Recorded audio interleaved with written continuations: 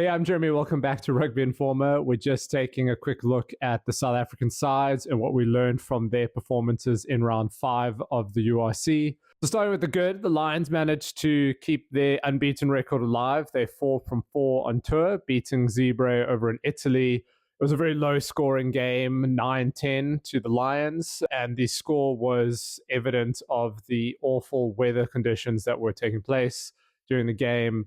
Rain, wind, everything you could imagine. It's something probably the Italians are more familiar with, and the Lions were probably caught a little bit off guard by it, but they did an amazing job to just control the game and play a lot more of a conservative, territorial game to keep the hosts down in their half. I thought Sanele Nohamba was really, really good with the boot. He kept just pinging the ball back to those corners and keeping the Zebra defenders turning and kind of stuck in their own half. With the wind and the rain, they were struggling to get out of their 22. And when there were opportunities, as we've said last week, the Lions are really good at just capitalizing on those. When they did get the ball in hand, they were actually very careful and very precise with their passing, and they were able to put Edwil van der Merwe over for a nice try.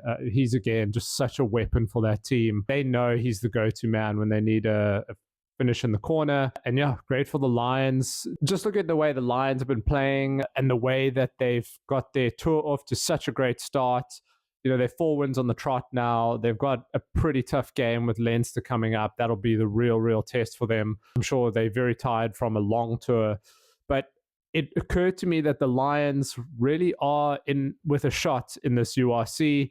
Yeah, they've got a long way to go. They've still got the local derbies against the Sharks, Stormers, and Bulls that are going to be very tough down the line.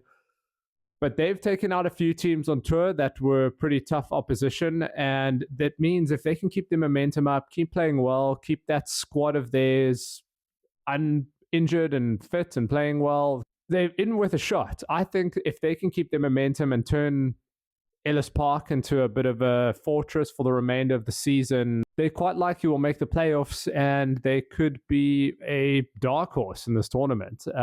So exciting for the Lions. We'll see how they go against Leinster, but really love the look of them at the moment. They've got a great combination between defense and attack. They know how to switch on the fly, and they showed this past weekend that even in some awful, terrible conditions, they can play pretty boring, ugly rugby if need be and get the job done. Now, as for the Stormers, they finally managed to get that monkey off of their back and beat Munster for the first time ever. After 4 consecutive losses to them, they finally managed to beat the Irish side. It was a really great game. There were some nice tries scored. 2 of them were opportunistic intercepts. One of them came through Hartenberg, who picked off a nice pass. And the last one, Munster were obviously quite desperate and were playing a wide set move that Rodnell managed to pick off. But on top of that, I think the standout element of the Stormers' performance was Damian Willemse, who picked up another Man of the Match award.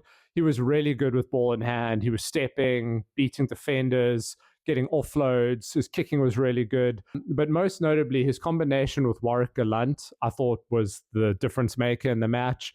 Those two work really well in tandem. You know, whether Gallant is at first receiver and playing out the back to Willemse, who can then kick for corners, or vice versa. When Willemse is in trouble, you can kind of see he looks for Gallant to offload to or get a wide pass out to, and then Gallant can make the decisions whether to put a kick through or keep the ball in hand and attack. So those two are making for a very good duo at fly half and fullback, almost interchanging at whim also, which is great to see. And I think they kind of carried the team for most of that game and managed to keep the scoreboard ticking over. Willemse is not just a distributing and kicking fly half. He really is a threat with ball in hand. He was beating just about every defender that was in front of him and getting offloads. So he was compressing the Munster defense and forcing them to make errors, and that was opening up space for the other players. And Gallant looked really, really good. He is such a elusive, deceptive player. You never really know what he's going to do, throw a dummy, a chip kick, whatever it is. So having both of those on the field, along with their kind of more steadfast, straightforward other centers and other players around the field, they've got a really nice dynamic attack, and I think the Stormers will probably improve from here on out. They've also got some tough games, and they've made the start of the season pretty difficult for themselves, trailing quite low down the log, but looking good so far. And yeah, we'll see how they go for the next couple rounds. As for the Bulls, they lost their winning streak, leaving the Lions as the only South African side with 4 from 4 wins. The Bulls, I think, maybe underestimated Scarlets a little bit. It seemed to be a little bit complacent in that game.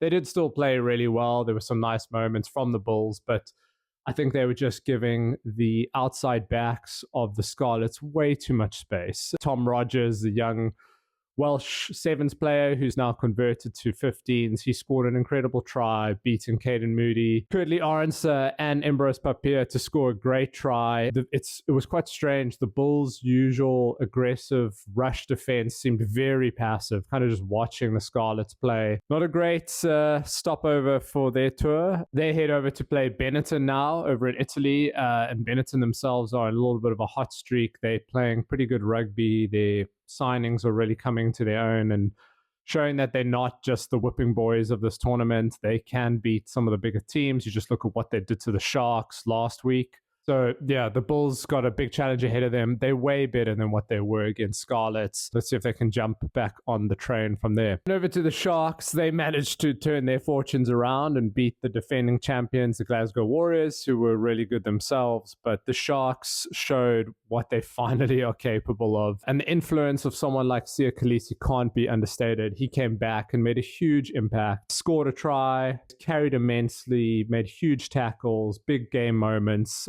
and really got that Sharks pack moving forward and opened up the space for the back line to run. Pepsi Buthelezi was carrying really well. Ox and Chair was scrumming amazingly. It finally seemed like all these big name superstars were clicking and connecting and looking like the team that they should be. They did leave it a little bit close, but Glasgow are a very good side that people always seem to underestimate despite them winning the tournament last year. I think people got quite short memories and forget, but you can't give them an inch of space. They've got absolute weapons out wide. Very good forward pack, very good loose trio, but better for the Sharks. They look a lot more comfortable at home. They look better now that they've got Khaleesi back. It's the best firing. They're hosting Munster on Saturday, which should be interesting. Munster will be coming off that loss against the Stormers and obviously going to look to bounce back on their tour. They don't want to go down to 2 teams in a row. It's not very Munster-like. So they're going to throw everything they have at the Sharks, and they're going to play a very smart, tactical game. That's just what I think, though. What do you think of the games that took place this past weekend? Anything that stood out to you? What are your thoughts on the South African teams? Who do you think are in with a shot this season now that we've gone through a few rounds and got a better look at what's happening? Please like, please subscribe. It really helps the channel, and I'll see you in the next one.